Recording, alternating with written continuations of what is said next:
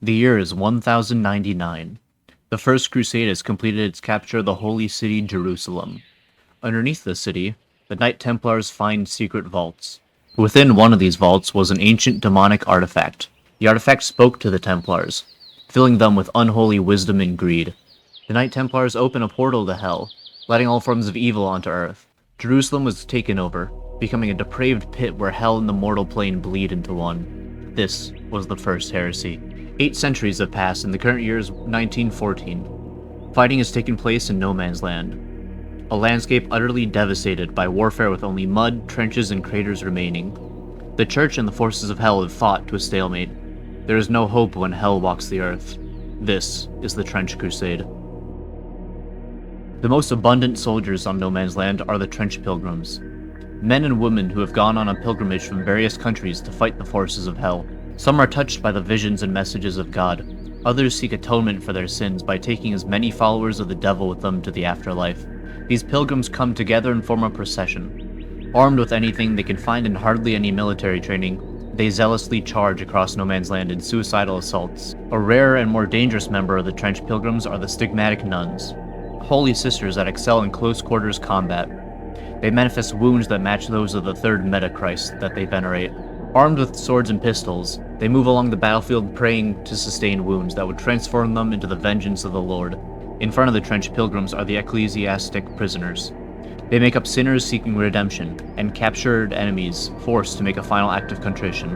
With bombs strapped to their back, they dash to the front line, hoping to escape or take as many followers of Lucifer with them. The last of the Trench Pilgrim forces are metal behemoths, the Shrine Anchorite. Standing at 12 to 15 feet tall, they are living altars made of steel alloys, imbued with divine lights, causing them to be more malleable and harder than any normal steel. The inside is covered in spikes and barbed hooks, keeping the pilot in a constant state of suffering like their lord once was. The exterior is adorned with icons, holy relics, and devotional prayer scrolls. Under the guidance of Saint Methodius, several hundred of these anchorites were made long ago in the fortress monastery of Velehrad in Greater Moravia. The craft for building these shrines was lost after the monastery was destroyed by a death commando infiltration force ordered by the demon Marcosius. Since this attack, only smaller protective suits have been made. Pilgrim processions have neither access to these suits nor want for them. The procession sees the anchorite as fearsome engines of war and mobile shrines for prayer and devotion. Once entered, the pilot never leaves until death. Upon death, the body is removed and placed in reliquaries upon the anchorite. Each shrine wields a bone-breaker mace and a great adamantine Catherine wheel. On the eve of battle, Trench Pilgrims and the Stigmatic Nuns volunteer to be broken on the wheel to show their devotion and willingness to suffer for their sins. It is said being broken provides spiritual protection for the anchorite. For 300 years, the Principality of New Antioch has stood defiantly as the focal point of the Church. It is the home of all hopes, the bulwark against heretic forces, and the first line of defense against the devil's might. Should New Antioch fall, all the Levant will be lost. In the year 1545, the ancient city of Antioch was destroyed by a mysterious demonic weapon. Before it was destroyed, the ancient city of Antioch was the first line of defense. In the year 1559, the Sword Congress of Vienna agreed to rebuild and fortify the city. A yearly tithe was put in place. Nearby allies will send endless supply trains of foodstuffs, tools, ammunition, weaponry, machinery, and skilled workers and engineers. Since then, New Antioch has grown to be the most important fortress city in the world, the sword and shield of Europa and Africa.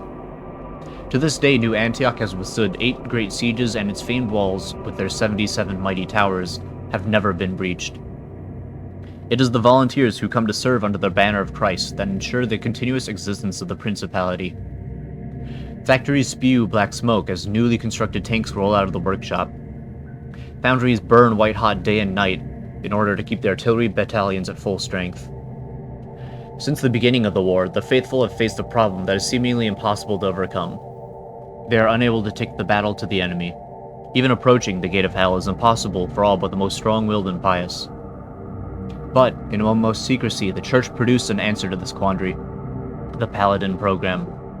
Paladins are near-perfect communicants, for in their veins flow the purest blood that the Meta-Christ program has been able to produce.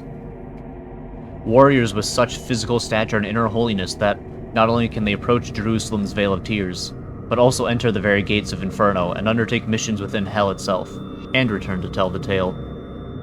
Originally there were 12 paladins, but now only 9 remain. 2 have fallen in battle, and it is rumored 1 has turned traitor, though the Church vehemently denies such slander upon pain of death. Despite ceaseless efforts, the Holy Mandalist Order have been unable to produce even a single new paladin in the last 3 centuries. Since the destruction of the Holy City of Jerusalem, it has not been possible to harvest more Golgothic tektites required for the machining process for the Paladin's armaments. Paladins are used only under the orders of the Council of Saints, and even then, extremely sparingly. Each mission they undertake must bring great and tangible benefits for the Church, and the overall war effort. Paladins are tasked with missions such as exterminating key nobles of Hell, destroying laboratories, creating some new devastating variant of the Black Grail, or interrogating devils with holy fire and the blood of the Lamb until they give up their infernal plans. When the infidels opened the gate to Jahannam, it seemed that all was lost and Shaitan would emerge victorious over Dunya. The creator of the universe came to the aid of the faithful, and as it has been written, the great iron wall of Du'al-Qarnayn manifested itself in the lands ruled by the Sultan of Rum. The assaults of the slaves of Jahannam against the Sultanate have never ceased since that day, and each day new martyrs are mourned as they defend the wall and confront the heretics who have overcome its defenses. Within the walls, the lost knowledge flourishes, and from mosques of white marble and gold, the Muezzin call the faithful to pray for the success of the Sultan's army as it struggles to protect the lands within the wall. Beyond the Iron Wall, forces of the Sultan operate in small, mobile companies, each with a particular mission to accomplish. They hunt down apostates that have gone to serve Shaitans, look for the relics from the time of the prophets, or seek to recover lost treasures and books of knowledge from the ruins of the fallen caliphates. Though an understanding between the Church and the Sultanate on being co-belligerents against Jahannam exists, the commanders of these expeditions will tolerate no interference, and do not hesitate to crush those who would hinder their mission. The Janissaries are the Sultanate's elite warriors, raised from childhood in the arts of war. Captured during raids upon the desolate northern and eastern marches beyond the Iron Wall, they are subjected to rigorous martial training and indoctrination from an early age. Through spiritual and alchemical means, their minds are carefully conditioned until they attain a complete and unwavering loyalty to the Sultan, and to him alone. Their physical attributes are augmented by potent elixirs created by the mystic Jabarian arts. Their ornate armor is forged from the metallic formula that the alchemagy of the Sultan gleamed from the very iron wall that protects the Sultanate from their enemies. These soldiers are also protected by powerful talismans, crafted by the blind thaumaturgists from the School of Meteoric Omen, armed with Jaziel rifles, hand mortars, Yatagan blades, and a devotion carved upon their very souls. The Janissaries are formidable opponents indeed. On the battlefield, Janissaries excel at storming enemy strongpoints and trenches, crushing elite formations and acting as the bodyguard for high-ranking individuals. In the middle of the mud, blood, and dust of the trenches, their richly decorated panoply of war creates a beautiful and frightening spectacle as they charge the enemy lines, with total conviction that paradise awaits those who fall in righteous battle. In the fabled Sultanate of the Iron Wall, deep beneath the golden gardens of Damascus, through the cavern of the Sleeper and past the 7 gates of potentiality, are the vast laboratories and metaphysical factories of the alchemists. Using the mysterious Jabirian process called Takwin, the alchemists are able to create artificial life, and produce all manner of strange, wondrous beasts and automatons. Deeper still, in the darkest and most secret reaches of the alchemy complex, past the 7 hidden gates of actuality, are the sanctums where the art and science of Takwin is honed to its most keen and deadly purpose. Here they make the dreaded Lions of Jabir. Each one is a unique masterwork, and they are grown according to the skills and artistry of the Jabirian scientists that created them. Creating the Lions of Jabir is extremely difficult, and there are endless variables to consider. Because of this, the lions are often malformed in some way. Though still magnificent hunters in war, their malformations often cause their existence to be one of constant pain and suffering. The truly tragic cases are the lions created with human-like intelligence, who are racked with existential dread as they realize the horror of their unnatural origins. In battle, the Lions of Jabir are deadly threats and are used as a vanguard of the host of the Sultanate. The Sultan himself has a hunting pack of 77 enormous Lions of Jabir that guard him day and night, and accompany him on the battlefield. The speed and ferocity of the lions is nearly unmatched, and some even have strange powers granted by their alchemical birth. Many have armor melded with the flesh and fashioned from alchemical metals, etched with cryptic seals and sigils, and richly embellished by the alchemists to hide the defects in their creation. The alchemists are the battlefield mystics and artificers of the great Sultanate. To become an alchemist is no easy task. They undergo many trials on their path to mastery. The first trial is to create a suit of alchemist armor which protects against harm. This is an essential tool of their craft, festooned with the seals of Solomon, which enable them to bend the elements of creation to their will, and shields them even from the devices of hell. Next, they must create a Taquin servant, a homunculus creature of artificial life and intelligence. Vaguely shaped like a small human, it can change the consistency of its body to an almost liquid-like slime to squeeze into alchemy chambers to do their master's bidding in extreme temperatures and in the fog of poisonous chemical fumes. The third and final test is opening their third eye, the key to cosmic illumination which allows them to see the building blocks of creation, and thus be able to ensure that the elements they use are in perfect balance. Those that fail their final test are horribly changed. Their third eye swells to a nightmare proportion and melds with their original pair, driving the aspirant mad during the process of their deformation. Out of mercy, alchemists that fail in this way are often put down, but there are numerous cabals of these living failures kept alive for reasons unknown. An alchemist that has passed all three trials is formidable indeed, a master of esoteric powers, able to control fire and ice, metal and liquid, capable of creating intricate mechanical devices and artificial life, as well as weapons of calamitous potential. In exchange for the freedom to practice their arts, the alchemists supply the Sultanate with the peerless Jabirian battle lions, and serve on the front lines where their devastating alchemical compounds melt the flesh from the bones of enemies of the believers, dissolving through even the toughest armor. They go by many names: Ghost Wolves, the Secret Knives, Subtle Vipers, the Sultan's Wrath. Whatever they are called, assassins of the Sultanate instill terror in the hearts of even the most dauntless.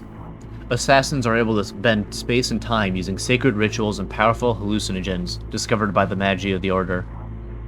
With this esoteric power, they prowl behind enemy lines, hunting their targets with merciless efficiency. They can seemingly appear in two places at once, strike an enemy with startling speed, and then travel back in time to a moment a few heartbeats before, safe from any retaliation. To carry out this task, the assassins are painfully altered by many powerful unguents, chemicals, and potions. They stand much taller than a normal man, and are many times as fast and strong. Though adept with all manner of weapons, assassins favor the poison blades forged in the unknown depths of Alamut. These weapons are imbued with the supreme poison, the Milk of Manat, also known as the Cup of Death. A simple touch of these blades upon unprotected flesh is certain death, as the body of the victim turns black and rots from within over the course of several excruciating seconds. The lands of the Sultanate are vast, and many armies can be raised from the multitude of the provinces, where one household of 20 is required to arm and equip a soldier to serve the rule of those who believe. Most such soldiers are known as Azebs, who serve as the light infantry on both land and the sea, as well as guarding the Great Iron Wall against the heretic assaults. Weaponry of the Azebs varies a great deal, as they do not have access to the superb arms, armor, and alchemical marvels the elite household troops of the Sultan, such as Janissaries and cataphracts, do. Most carry jaziles with a distinct curved stock. These long arms can be loaded with all manner of ammunition: fire-roughened bullets, long iron nails, or even alchemically treated silvers of the Great Iron Wall. This makes jaziles highly adaptable and less dependent on easily depleted ammo. Other weapons and equipment include curved daggers and scimitars, pistols, and sappers' equipment. Many Azebs meet a terrible end in the cruel wars in the trenches, and others return broken in mind and body, but there are always new, hot-blooded recruits willing to risk it all for the Sultan, a chance to kill the hated followers of Shaitan, and return to home as heroes with fabulous stories and glittering gold. Military expeditions over the Great Iron Wall into No Man's Land carry many risks, and their commanders are field officers known as Yuzbasi. They are expected to lead from the front, and their selection is solely on merit, with no consideration given to family pedigree or wealth. Many are promoted from the ranks of the Janissary Corps. Their bodies are enhanced by the Jabirian alchemical arts, and their minds conditioned by the mystics, allowing them to face any foe unflinchingly. The downside of the mystic mental hardening is their utter disregard for pain and their cold ruthlessness on the battlefield. Under the orders of a powerful pasha or emir, or even the sultan himself, The Yuzbasi assume the command of an elite squad of warriors to fulfill their task, such as reclaim holy artifacts lost during the catastrophic period when heretics took the Levant by storm. Other times, they are told to find and eliminate powerful foes, such as heretic nobles who were once subjects of the Sultan, but have turned their backs to Allah. Yuzbasi are equipped with superb armor of meteoric iron, the finest carbines gilded with silver and loaded with alchemical shot, and carry Kiliji swords of the past heroes of Sultanate, where great deeds of old are inscribed with golden calligraphy. The strongest carry the dreaded hand cannons, which double as deadly halberds. If they are hunters of distinction, they wear pelts of their greatest kills, such as chimeras, as cloaks, which offer protection from the powers of Shaitan. Due to the protection afforded by the Iron Wall, the Sultanate has always maintained excellence in artillery. However, the siege guns and heavy mortars that defend those who believe on the ramparts of the walls are far too cumbersome for small expeditionary forces. Thus, in the year of the Hijra 821, Sultan Bayezid III commissioned a new creature of war to act as a living field artillery. To fulfill this decree, the Jabirian scientists of the Royal Artillery House have labored for centuries to perfect the divine art of Taquin. In their secret laboratories, they performed countless experiments, learning many precious and costly lessons in the process. They have devised many things, but none more clever or ingenious than the Brazen Bull, called Boga by the soldiery of the Sultanate. The Brazen Bull is a monstrous being of immense power and vitality, capable of tearing even the bastard child of a devil clean in half. The Sultan's armorers equip the bulls with heavy artillery that even the superhuman Janissaries cannot lift, let alone use in battle. Flame cannons, volley guns, and holy blades, blessed by the word of the Great Protector. Encasing its mighty frame is exquisitely decorated bronze armor of thrice hardened scales, covered in talismans of protection and the grace of the Creator. The main satanic military force on Earth are the Heretic legions, raised from amongst citizens of the damned. A full third of humanity has bent its knee before the idols of hell. Joining the army of damnation is no easy task. Those who wish to win a place amongst the Heretic legions must make an unholy pilgrimage to the burning bronze gate of hell, where, even leagues away, the infernal heat sears both flesh and spirit until the pain becomes unbearable. In the Valley of Tears, the great road that leads to the gate, paved as it is with wailing souls and lamentations, is littered with endless mounds of charred bodies. Many are still half alive, writhing in agony, trapped in a grotesque twilight between life and death, their wickedness deemed insufficient. These discarded souls are doomed to writhe in agony until the day of judgment. Those who make it within sight of Hell's Maw are considered worthy and are initiated into the legions, taking unbreakable vows that chain them into darkness for all eternity. Their bodies branded with the mark of the devil lord that has claimed them. Armories of hell then equip them for battle, and heretic priests beckon forth new supplicants as dictated by the whispers of their patron archdevils. Thus, a new heretic legionnaire is born. They hail archdevils as their masters, and are thus damned for all eternity. Yet, there are some who push further on, to the very gate itself and beyond. Their very flesh ignites, never to recover, but those with the blackest souls can enter Inferno itself. Amongst those, the anointed are especially revered amongst the legions. They are the paragons of unhinged brutality, men and women of colossal vigor and unyielding devotion. Having tread the accursed path to the shores of the lake of eternal flame, where the damned wither and contort in ceaseless torment, the anointed emerge forever scarred by the embrace of abyssal fires. The blackened and burnt flesh of the anointed will never heal, but in exchange they are granted the right to wear heavy Gehenna armored suits, and they gain strength to wield weapons that a normal man could barely lift. It is said that glancing into their eyes, one could see the reflection of the very flames of hell, forever etched in their vision. From a very early age, a select group of heretic youth are sent beyond the gates of hell to be raised as death commandos. Few are chosen, fewer return, but those who complete their training stand amongst the most elite of the heretic legions. Barracked in the 7th circle of Inferno, they are taught the deadly art of assassination by the damned souls of the greatest killers and murderers whose souls now reside in hell. Here they undergo brutal training, mastering the use of all manner of weapons and poisons, and they are schooled in martial skills by the personal guard of the archdevil Beleth. They learn to slither as serpents through the battlefield, leaving murder in their wake. Their specially forged Tartarus claws are quenched in the waters of the river Styx, a source of poison more potent than any mortal venom. Many carry silenced pistols to take down targets unseen and unheard. Aside from their weapons, the Death Commandos are equipped with a stealth generator that operate by diffracting light, utilizing the heart of an innocent and infernal technologies that hide them from the eyes of God. The tongues of the Death Commandos are ceremonially ripped out at the end of their training. They will never speak of what they have learned, and their unnerving silence adds to their sinister reputation. They communicate with each other with a complex system of inscrutable hand signs.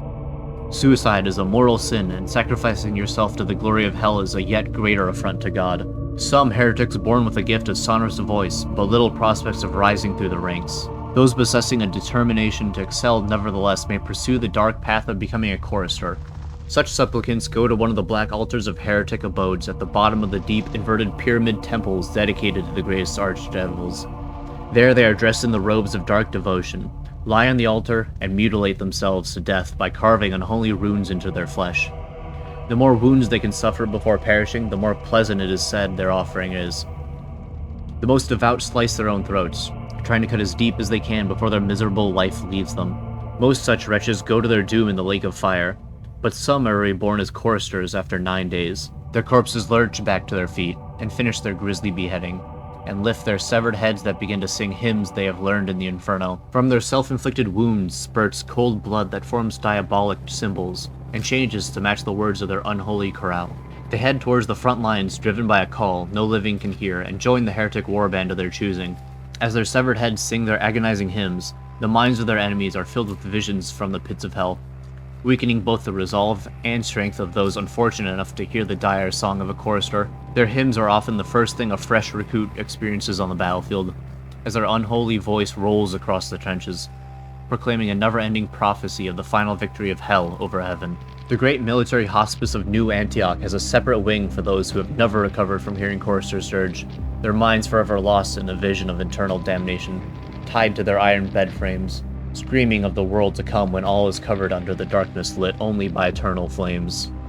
Though the vast bulk of the heretic legions are made of mortal humans, hell often sends their own abhorrent progeny to reinforce their mortal foot soldiers. Nightmarish war beasts, forged from humans that have made a pact with the heretic legion. They sacrifice their humanity so that their sins will be washed when they pass on. Dreaded artillery witches search the battlefield for hunker-down enemy forces. Upon finding their target, they telekinetically hurl artillery ordnance that was assembled in the third circle of hell. Epidemics of typhus, malaria, typhoid, smallpox, yellow fever, pneumonia, trench fever, Marquesian disease, and countless others ravage the trenches and battlefields of the Great War.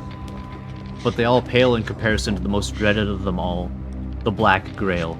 Beelzebub, Lord of the Flies, stands apart from the other Lords of Hell, who act mainly through their mortal followers. Instead, when he periodically gains supremacy in the bitter power struggles of the Archfiends, he sends forth his deadliest curse. The Black Grail is indiscriminate in its hatred of all living things. Its infections can spread to virtually any living biological matter, which bursts forth with tumors, boils, and weeping pustules. Puddles and ponds of melted flesh are left in its wake, endless mouths left screaming in their agony. The Black Grail destroys the body, but leaves the mind intact to suffer. The scientists, priests of the church, and the alchemists of the Sultanate fervently look for a way to inoculate their people against this foulest of diseases, but thus far they are without success. The only answer is to burn the infected settlements with specially constructed flamethrower tanks that use holy anointing oil as the fuel for their weapons. But if this is not done, or the countermeasures are too late, what happens next is even worse. Bodies of men, horses, dogs, insects, and other animals of every kind that are infected by the Black Grail lurch to their feet, driven by a demonic will. But some victims of the Black Grail suffer a far worse fate. They are bestowed with the black honor of being melded with hell flies, growing into a grotesque winged creature made of bloated flesh. After this torturous metamorphosis, they take to air as heralds of Beelzebub, the winged squires and scouts of the Order of the Fly. Their vestigial human bodies are still conscious as they are slowly eaten from within to be used as fuel by the herald. All the while their warped bodies fight for the glory of hell against their will. The heralds are the vanguard in any assault of the Black Grail, and the ear-numbing drone of their wings strikes terror in any defender, breaking their focus and sapping their willpower. Heralds wield discarded weapons, contaminated with horrible worms that churn through them, which in turn infect their victims. Each diseased bullet has sentience of its own, finding even the smallest chink in any armor, burrowing into the nervous system and liquefying the internal organs from within. When the tide of Black Grail comes, many mortals cry out to Beelzebub in their despair, hoping that the Lord of Flies would spare them in exchange for worship and servitude, but their prayers fall on deaf ears. For the Prince of Gehenna hates all creation, and only wishes to warp it into a form pleasing to him and hateful to God. But there are few mortals, exceedingly rare, who truly share the vision of Beelzebub, and wish the world to end in a putrid, parasite-infested mass, eternally writhing in the throes of the endless plagues bestowed upon them by the Black Grail. Many of them are secret and highly skilled killers, men and women whose pleasure is to murder repeatedly, plying their craft in secret, wishing one day to do it openly. From amongst such twisted individuals, the most depraved are inducted into the ranks of the unholy Order of the Fly, known as Plague Knights. They retain sentience, intelligence, and a dim memory of their past lives, making them extremely useful at leading the Black Grail into the isolated farmstead and remote settlements that might otherwise escape the clutches of Beelzebub. The more living creatures a Plague Knight can find and warp beyond recognition, the higher they will climb in the ranks of the Order of the Fly, and the greater the favor they will find in the eyes of Beelzebub. Amongst their ranks there are 12 Plague Knights of great renown, made in mockery of Paladins of the Church, great champions of the Fly. The greatest threat that the Black Grail poses is not the foul poisonous miasma that spreads its corruption, nor the clouds of diseased iron locusts and flies and leashes, nor even the horrific half-living warbands that plague the land as a wasting disease ails the body. The Hedgemans of the Black Grail are the final, most horrific evolution of Beelzebub's dark master plan, for befouling creation to take vengeance against AOI. When the Black Grail is allowed to spread unchecked, then eventually enough living things will be tainted, and so many thralls, amalgams, heralds, and other blighted servants of the Lord of the Flies swarm in one place, they can become host to a Hegeman of the Grail, a terrifying shadow of Beelzebub on Earth. The metamorphosis begins with strangely beautiful chanting. The servants of the Grail call out to Beelzebub from their ruined mouths, singing plague hymns that give praise to his beautiful creations, and petitioning him for aid. Thousands or even millions of innocents are sacrificed. Their bodies are cut open and their entrails arranged into a sprawling mandal of inscrutable and powerful sigils. The air grows thick like mud. Swarms of flies coalesce into strange and ominous symbols. A dreadful abscess forms in the sky from which great bolts of diseased blood strike the tortured earth. The chanting servants of the Black Grail, still holding the living and suffering humans within the foulness of their bulk imprisoned, slowly march into the center of the mandala. In an agonizing ritual, they meld together into a putrid mound of colossal proportions. As the last vestiges of the human host melts away, this quivering mass transforms into a new and terrifying shape. If not destroyed by holy fire, then within 13 days an armored titan crowned by a swarm of Beelzebub's winged children rises from the swarming mass of twisted flesh. Thus, a Hegeman of the Black Grail is born, a nightmare who walks the earth. The powers of the Hedgeman are beyond those of any other creation of the Black Grail. It can extend the corrupting power of Beelzebub into graves and morgues, so that even in death there is no escape or respite from the Lord of Flies. In battle, the 100-foot monstrosity can challenge entire battalions of infantry and whole tank corps. It has the twisted and foul wisdom and genius of a lordly fallen angel. Thus far, only 2 Hedgemans of the Black Grail have risen during the Great War. One was slain by Paladin Angelier, who tragically perished in the duel. Another was defeated by the living Saint Joan of Arc during the Corpse War in the year 1429. The Church and the forces of New Antioch are determined to never let another Hegeman rise ever again.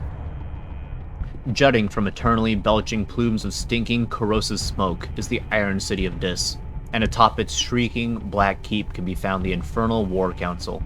There sit 7 of the greatest, most wicked and cunning archdevils, each representing one of the 7 mortal sins made manifest. They are the rulers of the Court of the Seven-Headed Serpent, which oversees Hell's war against creation on Earth. Each is known as one of the heads of the serpent, and ultimately it is their commands that dictate all the military forces of the Great War in service of the infernal hierarchy. In this twisted, treacherous, and ever-shifting political arena, even the mightiest of devils rarely sit at the Great War Council for long. Towering statues of the serpent heads representing wrath, envy, pride, gluttony, greed, sloth, and lust are erected in Dis by slavering work gangs of Yoke fiends, only to be torn down again and crushed into rubble as new devil lords rise to the pinnacles of power by trampling over their rivals. The hierarchy of the court is anything but stable. Only Mammon is said to have held the position of the serpent head of greed almost without breaking for the duration of the entire Great War. Other positions have seen a bewildering parade of dukes, marquises, margraves, barons, baronesses, paramounts, princes, lords, ladies, earls, and myriad other high nobles that make up the infernal hierarchy. This whirlwind of political glory, followed by utter ruin, is reflected as shifts of power amongst their mortal followers on Earth. Countless envious pretenders work against the heads of the serpent, seeking to replace them and gain the glory and prestige that comes with such a lofty position. The might of the demon also waxes and wanes based on how many mortal followers they can corrupt to their cause. And thus, there is a constant change in which demon lords can don one of the seven-headed crowns. The silent battalions of hell summoned to serve when the court of the seven-headed serpent's secret sport are composed of Hell Knights. Their ever-burning banners stream as they march to war, carrying out the bidding of their masters. They are the bannerets of the High Lords of the court, champions who respond to foolish mortals daring to challenge the hunting parties of the serpent's nobility, who embark on hunting excursions beyond the gate for their amusements. Heretic priests whisper that these infernal warriors were once lesser fallen angels, or mighty mortal champions elevated into devilhood, but then cursed by their liege lords for some slight, real or imagined. Cast out from the burning palaces of the pit, the alabaster architecture of their bodies is now bound, twisted and folded upon itself 1,000 times, and encased in a tomb of their once splendid armor that is now their internal prison. It is said that to glimpse the body inside is to gaze upon the sheer horror of divine flesh, warped with glaring eyes of light, mouths uttering blasphemies, and pulsating inner organs that gibber and shriek, crushed into a space barely 1/10 of their original form. Despite a reduction in stature, they retain their inordinate pride and brook no insolence from the wretched mortals that serve them. Once party to the secrets of creation, now their minds are clouded with endless blood-red waking dreams. Their thoughts are crushed to a singular, jagged prism of murderous obsession. Their form tormented by the cold of the earthly realm they are forced to endure, just as humans suffer in the flames of hell. They are mighty still, but less than nothing compared to the exalted glory of their original forms. They are mighty still, but less than nothing compared to the exalted glory to their original forms. Even so, next to a mortal soldier, they are terrifying and implacable foes. They wield ancient and wicked weapons such as greatswords, battle axes, and arquebuses, forged by the household smiths deep in the bowels of their demon lords' keep. Though the appearance of such armaments is archaic to mortals, they are easily a match for even the most advanced arms from the foundries of New Antioch, or laboratories of the House of Wisdom. On their helmets they carry the seal of the great demon spirit that they serve, and about them float eerie corpse candles that act as conduits to Goejic magic. When the court of the seven-headed serpent hunts on earth, a great pall of smoke precedes them, and lo, out of the smoke, the baying and buzzing of the pit locust heralds man's doom. Some tales say they were sealed behind the 5th encrusted bronze gate for eons beyond measure, waiting until the key that opens the bottomless pit was turned in its lock.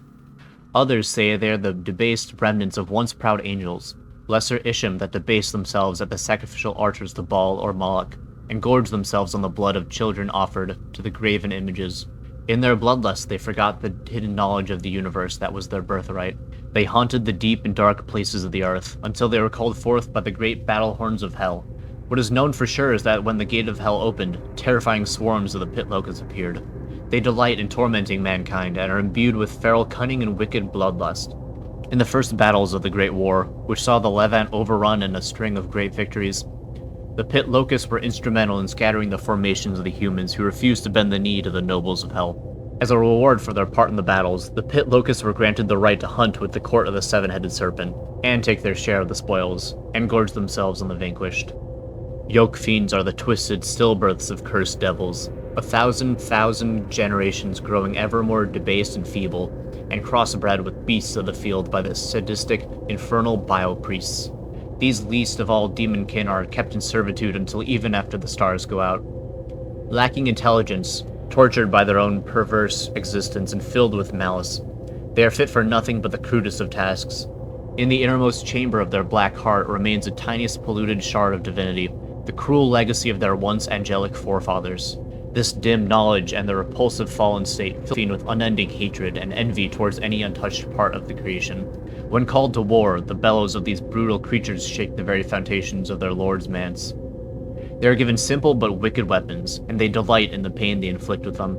Axes, spike clubs, curving hooks, pitchforks, and even simple firearms loaded with shot of infernal iron are given to these monstrous creatures. A yoke fiend stands some 7 to 8 feet tall, with layers of shivering fat and muscle branded by their masters and carved by the knives of the hell priests to mark them as property of the greater demons. They exhibit bestial features such as horns and hooves of cattle or goats, ape-like limbs with immensely dense bones. They hate seeing their own reflections, as in their heart of hearts they know the beauty and glory they have lost for all eternity.